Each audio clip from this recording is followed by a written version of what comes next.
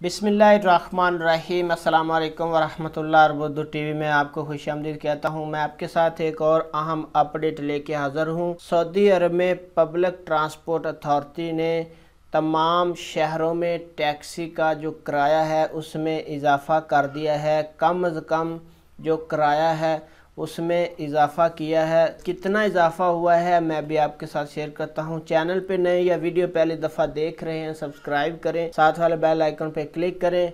अकाज़ अखबार के मुताबिक पब्लिक ट्रांसपोर्ट अथॉरिटी ने अपने बयान में कहा है कि 4 सवारियों वाली गाड़ी का कम अज़ कम किराया 10 रियाल होगा फी किलोमीटर। पहले 1 रियाल और 80 हलाला के बजाय अब 2 रियाल और 10 हलाला चार्ज किए जाएंगे। टोटल जो इजाफा है वो 16% इजाफा किया गया है टैक्सी के किरायों में, जिसमें 4 सवारियां बैठती हैं। पहले ये किराया 5 रियाल से शुरू होता था, लेकिन अब इसको बढ़ा के 10 रियाल कर दिया है। पहले 1 रियाल और 80 हलाला था, लेकिन अब इसको बढ़ा के 2 रियाल और 10 हलाला कर दिया गया है। टैक्सी सर्विस की जो शुरुआत है वो 16.36% इजाफे के साथ होगी। पहले मीटर में 5.5 रियाल से शुरू होता था। सब जानते हैं कि गाड़ी में एक मीटर लगा होता है, वो मीटर पहले स्टार्ट होता था 5.5 रियाल से,